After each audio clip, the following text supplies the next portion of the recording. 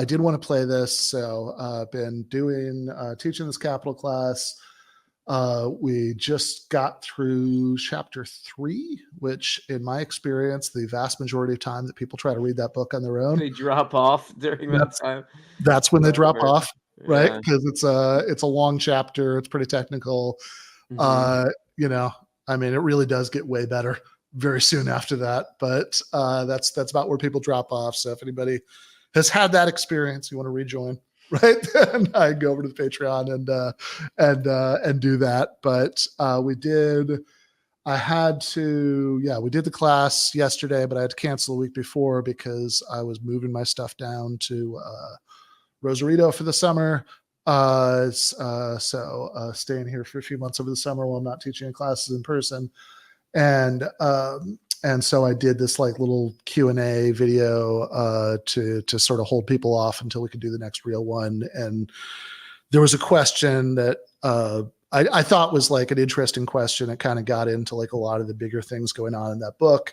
And so I know we're running pretty late. We're going to do a real short post game tonight, but I did think it kind of works as a standalone thing, right? So I thought we could play that before we go to the main interview. Definitely not least, Eric asks, people often say that the later Marx of Capital switched away from the humanistic concerns of the early Marx. For example, they'll say later Marx shows little to no interest in alienation. However, it seems to me that commodity fetishism presupposes that people are alienated from the products of their labor. If people are not alienated from them, how could the products take on their fetishistic appearance? And so, if we think that the Marx of Capital continued to believe with the Marx of the 1844 manuscripts that alienation from the products of labor is a consequence of the most fundamental form of alienation, i.e. alienation from our laboring activity, then, though this is admittedly more of a leap, commodity fetishism presupposes this fundamental form of alienation too, and thus the many alienation relations the early Marx thought it generated. My question is, does this sound right to you? Does commodity fetishism presuppose minimal alienation from the products of our labor and perhaps as much as alienation from our labor and activity? And if so, why do you think alienation seems to play no serious role in capital? Is it because, as some, e.g. Wood, think alienation is fundamentally a descriptive notion for Marx, not an explanatory one, and capital is in the business of doing explanatory work? Okay, really glad you asked this question, and also that you asked again when I misplaced the original email, because first, it's one I do have a really specific take on, developed a few years ago when I was co-teaching my buddy cop Marx class with Thaddeus Russell, a Marxist and an anti-Marxist team up to teach a class on Marx. And second, because I actually think it's really important, I do think late Marx, capital writing Marx, is very much in tune with the humanistic concerns of 1844 manuscripts Marx. And though there are probably interesting connections to be made with commodity fetishism, I haven't thought about this quite enough to know that I have something useful to add to what you said on that part. I don't even think you need to go there to see the connection. 1844 Marx primarily talks about alienation in terms of time. The time you're at work as a proletarian, or even the time that the capitalist is forced by his set of structural incentives to, hustle constantly to make his daily bread, isn't theirs in the way that the time you spend doing things that are personally meaningful to you or yours. Even if they're the same task. Like think about a retired restaurant cook who spends his days making elaborate meals for his family because he takes joy in it. That's his time, right? There's a passage I've always loved in the 1844 manuscripts. This is not a deep cut. Anybody who's read them will remember, where he talks about economic imperatives turning humans into machines. And he says, quote, thus political economy, despite its worldly and voluptuous appearance, is a true moral science, the most moral of all the sciences. Self-renunciation, the renunciation of life and of all human needs, is its principal thesis.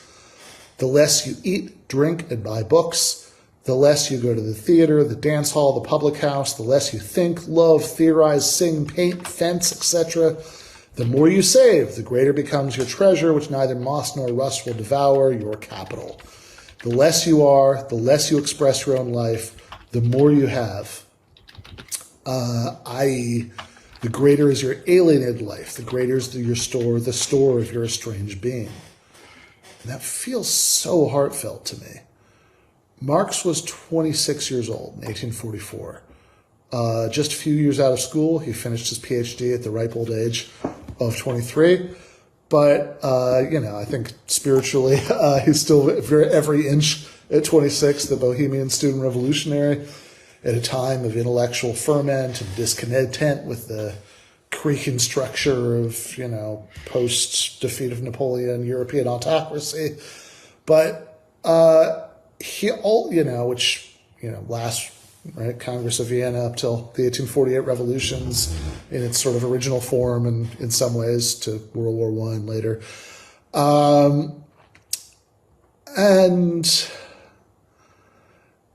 So he's definitely a, democratic revolutionary. He's definitely part of that. But he also has these basic insights about what's enslaving and dehumanizing about the emerging liberal capitalist order.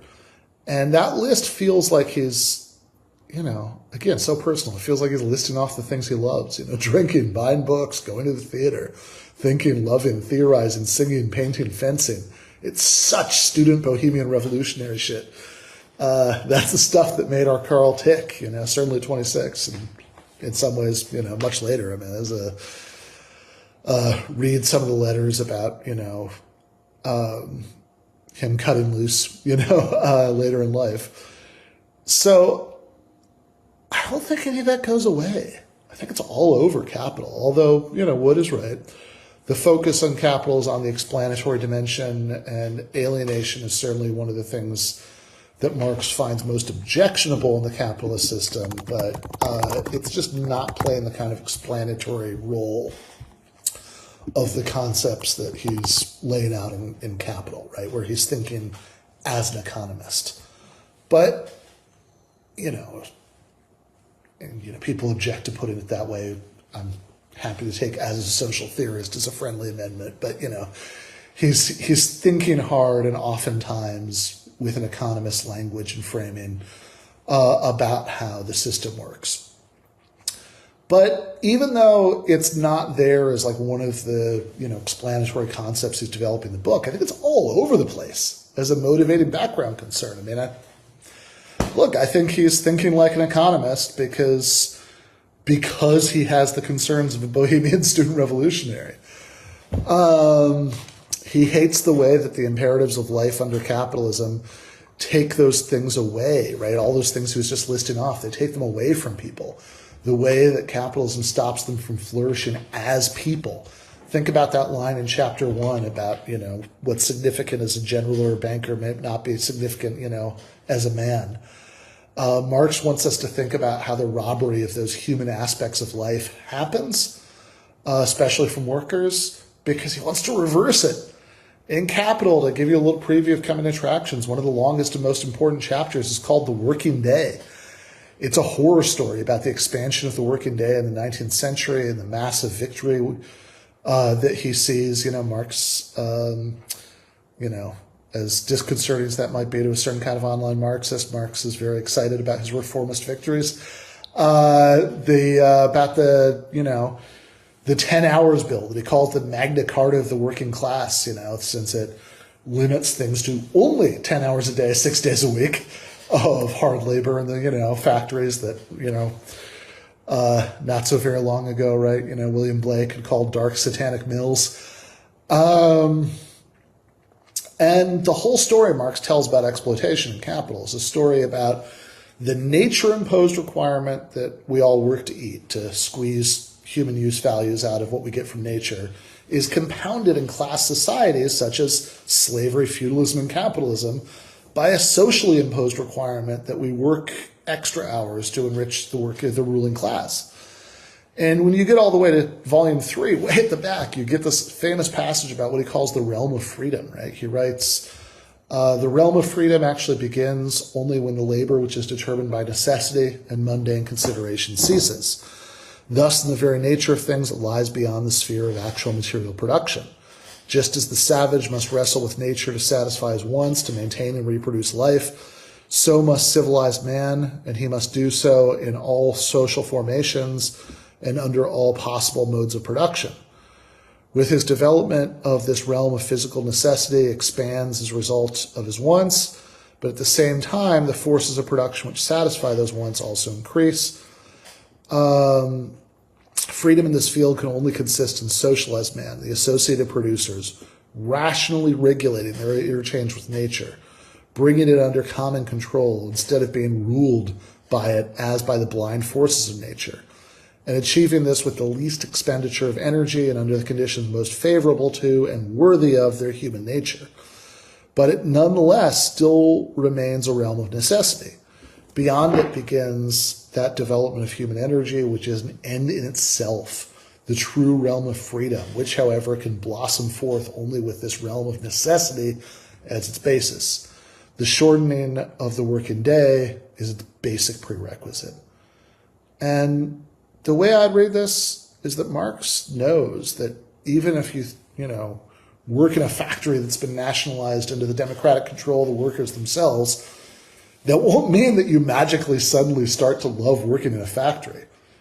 But under those circumstances, workers can choose collectively and democratically to translate advances in efficiency and automation, not necessarily to greater consumption if they get to a level they're happy with, but to shorter and shorter working days at the same level of consumption. And that gives you more time for books and the theater and fencing and drinking, everything else in 26-year-old Marx's list from 1844. And that, to me, is the entire point of Capital. And I'll leave it there for today. All right. Want to join on chapter 4. It's patreon.com/Ben Burgis. You can find the sign up link. But thought that would be a good teaser for some of what we talked about so far.